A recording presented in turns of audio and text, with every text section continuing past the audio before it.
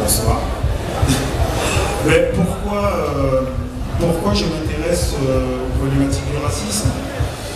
Je dirais que c'est l'histoire d'une vie. L'histoire d'une vie, parce que moi je suis né aux Antilles en 1972. Je suis arrivé dans la région parisienne à Bois-Colombes en 1981. Et ce qui est assez extraordinaire, je le dis souvent et quand je vais dans les écoles et les enfants rigolent un petit peu, c'est-à-dire que je suis devenu noir à l'âge de 9 ans. On peut se dire, tiens, il n'avait pas de miroir à la maison. Oui, j'avais un miroir.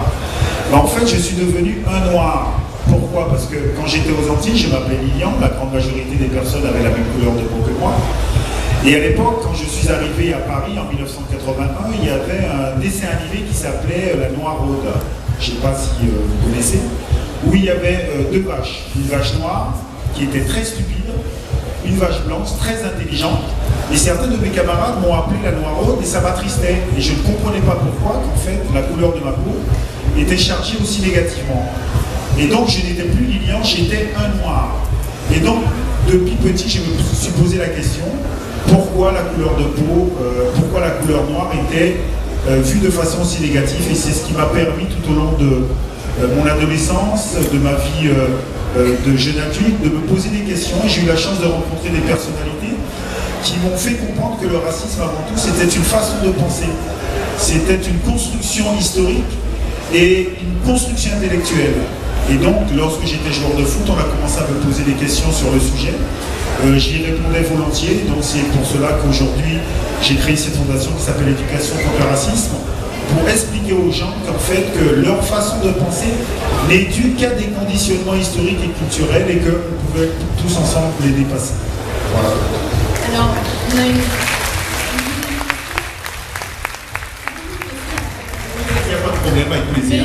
Vous avez écrit un livre aussi, parce qu'en plus de cette fondation, vous êtes assez prolixe, vous avez plusieurs bouquins, et il y en a un notamment qui s'appelle Les Étoiles Noires. Avant tout, comment je pense l'autre? Comment est mon imaginaire?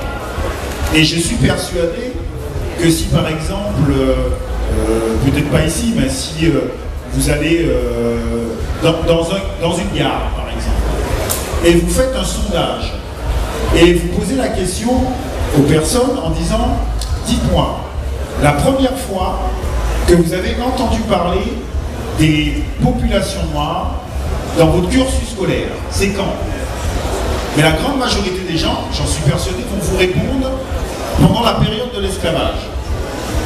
Et après, on va leur dire, est-ce que vous avez entendu parler des Noirs tout au long de votre cursus scolaire? En règle générale, ils vont vous dire très peu. Et donc ça veut dire que l'imaginaire collectif se construit de façon inconsciente dans l'image du noir inférieur. Et donc c'est normal qu'après, il y ait des préjugés négatifs, parce que vous ne pouvez penser que simplement avec ce que vous connaissez. Et donc l'idée du livre, c'est voilà, pour changer votre imaginaire, je vous présente des personnages, hommes, femmes, qui vont pouvoir vous permettre de changer votre façon de voir de l'histoire sur les personnes de couleur noire. Et ce mécanisme-là, on peut le faire par exemple avec les femmes.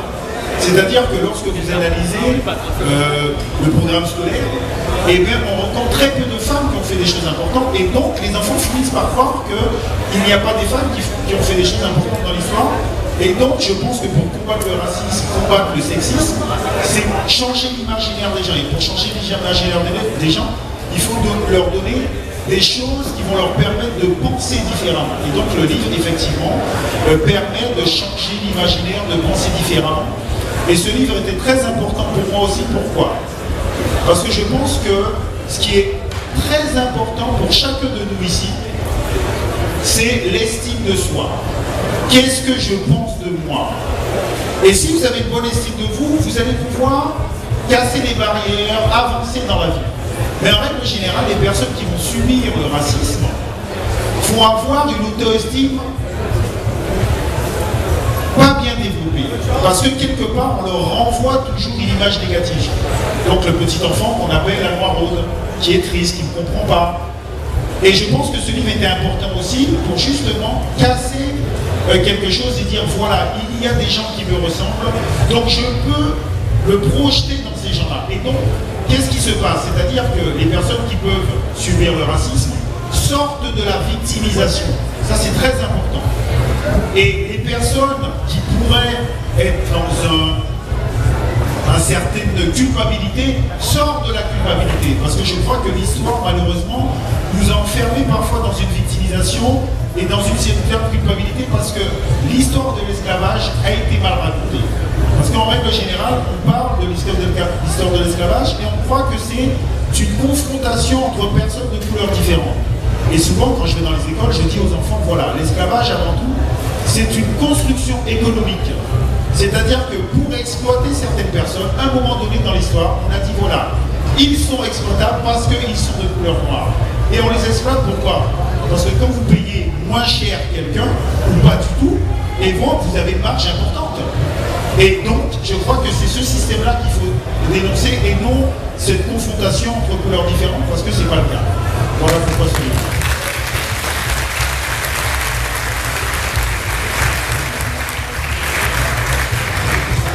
Vous expliquez au fond là que le racisme, les discriminations sont des constructions politiques en fait. Vous avez choisi de créer une fondation qui s'appelle, vous l'avez dit tout à l'heure, la Fondation Éducation contre le racisme, la Fondation Lilian Thuram. En fait, j'ai envie de vous demander, pour combattre cette construction, comment déconstruire? Est-ce que vous semblez vouloir mettre la question de l'éducation au cœur de ce processus? Est-ce que vous pouvez nous expliquer pourquoi c'est si important? Tout d'abord, encore une fois, pourquoi l'éducation est la chose fondamentale? Pourquoi? Parce qu'en règle générale, nous sommes, chacun de nous ici, conditionnés par beaucoup de choses. Nous sommes conditionnés par, je dirais, la première des hiérarchies, c'est-à-dire la hiérarchie des parents sur les enfants. En règle générale, nous avons tendance à vouloir faire passer des messages et que nos enfants pensent la même chose que nous. Et ça, de génération en génération. Nous sommes conditionnés par la religion dans laquelle nous grandissons.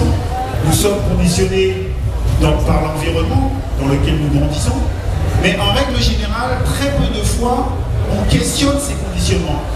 C'est-à-dire nous n'avons pas conscience que nous sommes conditionnés.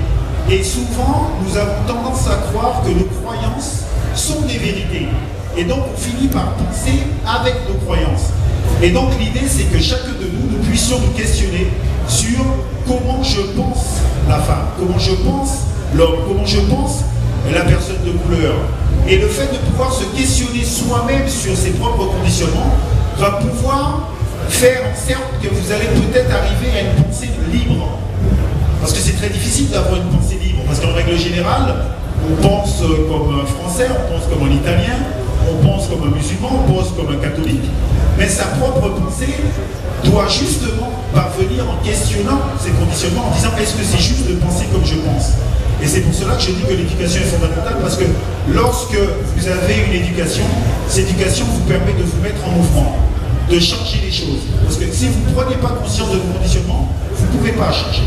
Et je pense que pour cela, l'éducation doit nous questionner, nous rendre libres dans notre façon de penser. On avait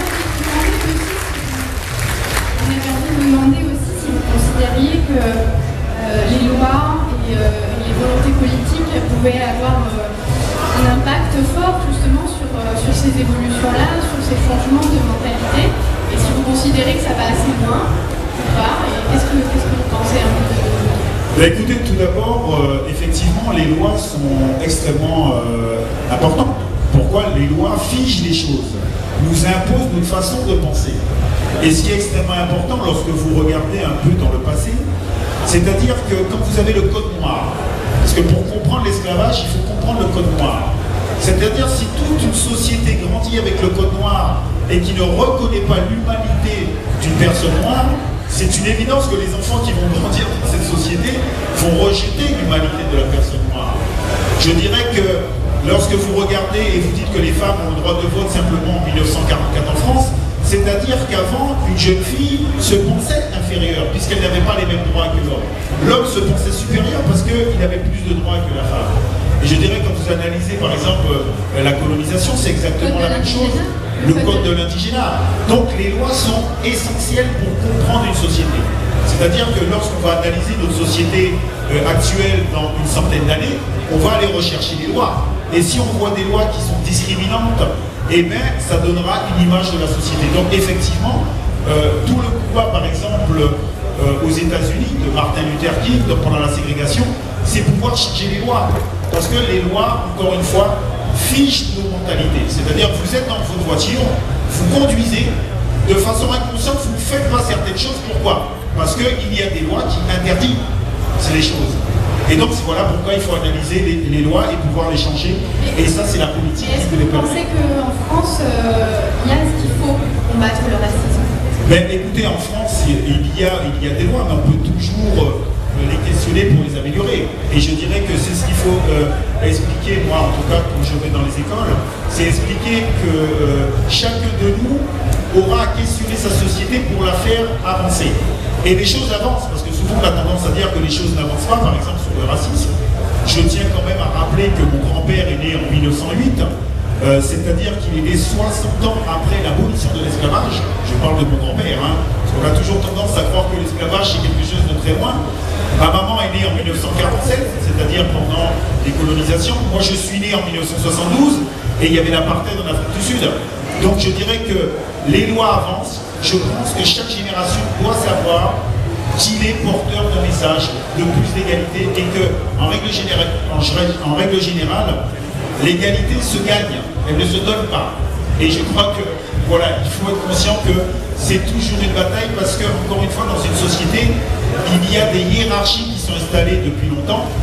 Et lorsqu'il y a discrimination, ça veut dire aussi qu'il y a des personnes qui tirent avantage de ces discriminations. Et je crois que parfois, ça en oublie.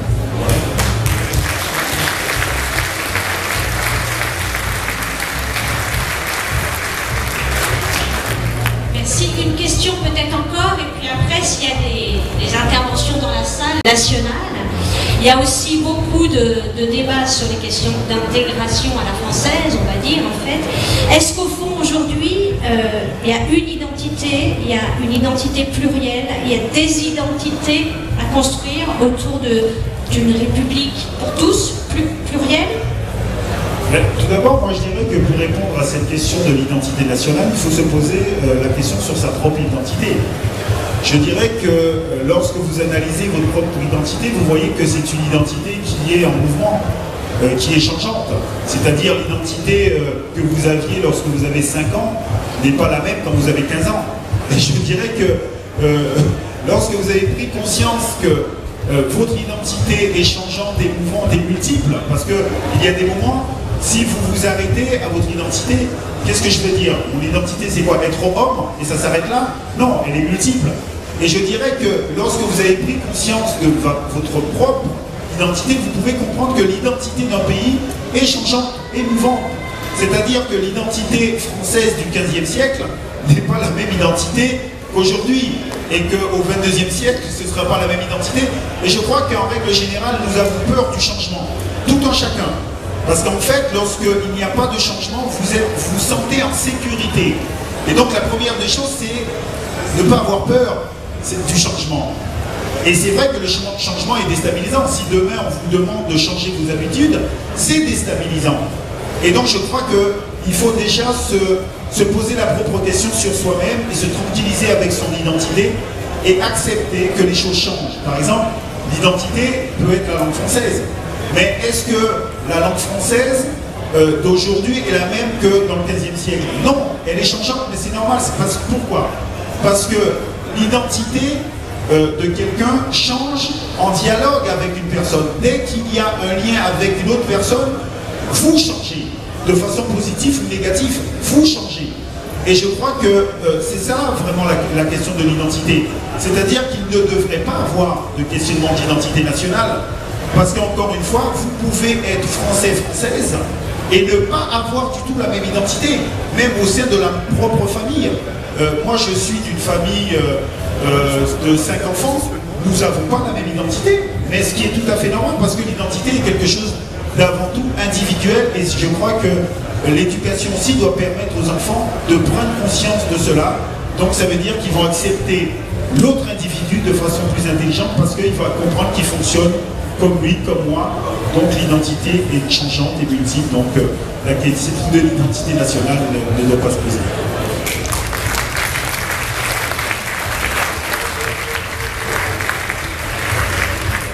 Alors, est-ce qu'il y a des demandes d'intervention, des dans le public.